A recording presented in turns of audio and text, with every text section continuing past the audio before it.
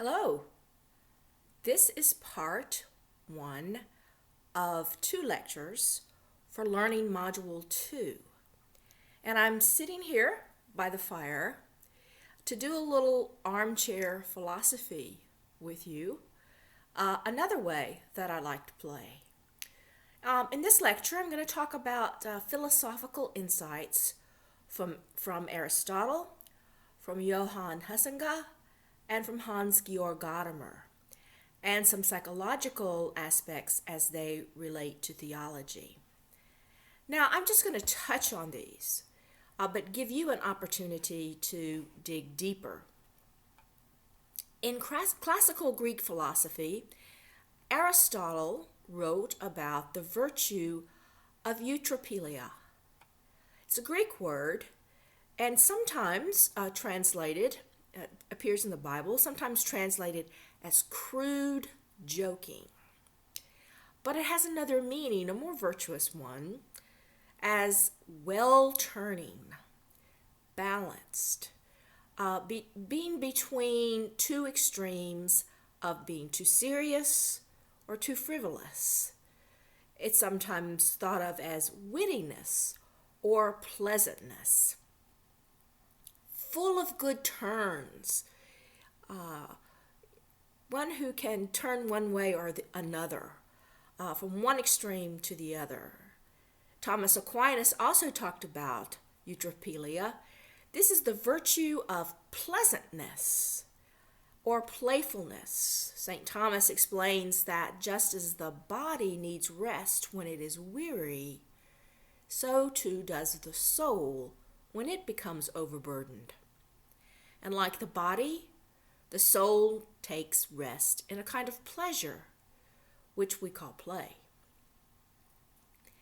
Aristotle saw the person as having three distinct ways of knowing, or human activities from which knowing could arise. The first of these was theoria, or the speculative life. The second is praxis, or the practical life. And the third is poesis, the productive life. Poesis means essentially to make. This word is the root of our word poetry. By theoria, the way of knowing is the quest for truth by conceptualization. The praxis way of knowing is by reflective engagement in life, and poesis is a way of knowing found embodiment and arose from a making of something. It encompasses skilled craft making and art. It is knowing that comes from creativity. This doesn't mean that there's not an intellectual component to poesis. But the poesis way of knowing is where play comes in. Play gives rise to, and is in turn created by, creativity, poesis. That was an early philosophy, but this third way of knowing became diminished as civilization rose and people became preoccupied with progress and saw play as something frivolous. Johann Huizinga, whose book of 1949, Homo Ludens, defined play as free activity that is separate from ordinary life. He said it was an activity with no material interest. In other words, there's nothing to be gained from it. It is done for its own sake. His work, and we've talked about him before a little, and you've read about him, his work opened the debate on play, the modern debate on play, and began formal counters to the notion that play is useless or wasteful, no good, the work of the devil, dangerous to our culture. He talked about the importance of play in the development of civilization. For Huizinga, play is not an activity, but a state of mind, a consciousness. He introduced the notion, seems obvious to us, but that play is cultural. There are aspects of play common to many cultures, but there are culturally specific understandings and practices of play. Another thinker, Hans-Georg Gadamer, a philosopher known for his work in hermeneutics and reading text, narrative criticism, he was a phenomenologist. And phenomenology, simply put, is the notion that a phenomena can be understood best by looking at multiple perspectives, an interplay between this objective and the subjective, our conscious experience. For Gadamer, what constitutes the purpose of humanity is the aesthetic, to create art and beauty. And the concept of play was central in his thinking. Play, or he was German, Spiel in German, originally meant dance.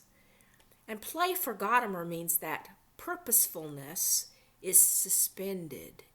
Play fulfills its purpose only if the player loses him or herself in playing. Its purpose then is purposelessness. It's common to talk about things like the play of light on the water or the interplay of sound in improvisational jazz or play on words, which is intended as the to and fro of movement, going back and forth. And Gadamer takes play as the basic clue to the ontological structure of art. That is how it works. Art works the to and fro from the work of art to the person who is viewing the art. There's a to and fro. It emphasizes the way in which play is not a disengaged or disinterested exercise of subjectivity, but is rather something that has its own order and structure to which one is given over. It's the interplay between the objective and the subjective. So Gadamer said that play is the exercise of the imaginative factor of human experience, to interact with and correlate with the other, with something outside the self. The player and the plaything affect each other. For Gadamer, play is not something a person does, or it is not a state of being, a state of mind, or an attitude, as Huizinga maintained, but it is that state of back and forthness. All play is being played. It is the game itself, and it is the game that masters the players. The example I give for that is golf. Just when you think you're getting a little bit good at it, well, the game itself overtakes you. It masters you. Now, some other theoretical notions of play that factor in are psychological and how play affects the person. One that you'll be reading about is Sam Keen. For his theory is that play is therapeutic. It heals estrangement. It's how we work out our inner turmoil. It puts one in touch with one's deepest desires and is transformative and healing. He's quite the controversial figure. We'll be reading more about him. Similarly is the theologian Jürgen Moltmann from the last learning module, who brought psychology into his theology with the understanding that play is liberation, freedom from imprisonment of the soul and the psyche. And the message of the Christian gospel, then, according to Moltmann, is that play is the work or the mission of the church to free ourselves and others. Now, there's the Swiss biologist, psychologist Jean Piaget, who linked play to cognitive development, that children's ability to think progresses by engagement in play. And Erik Erikson and D.W. Winnicott, psychologists, who linked play to social development. In Winnicott's object relations theory, He said that there are three worlds of the self. There is the outer world of the self you project to others, to please others, the self you present to others. Sometimes he called that the false self. But then there's the inner self, the world of the true self. And then there's the transitional world of the self that mediates the two. And the transitional object there is the teddy bear or the blanket that allows a child to learn to be alone, something to hold on to be safe. And this transitional world, this transitional self, is the world of play and make-believe. But we get stuck in the false self world often. But play really is not something that we stop when childhood is over.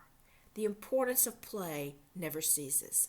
This goes back to Aristotle's eutropelia, being able to balance. But once again, there is our human tendency to turn what is potentially good into something harmful and dehumanizing. Play gone bad. So adults get so removed from play and have so little time in their lives, they compensate for that in unhealthy ways. I think of adults vicariously playing through their children. And you see how in the news you read about how some parents get into a brawl at a little league game,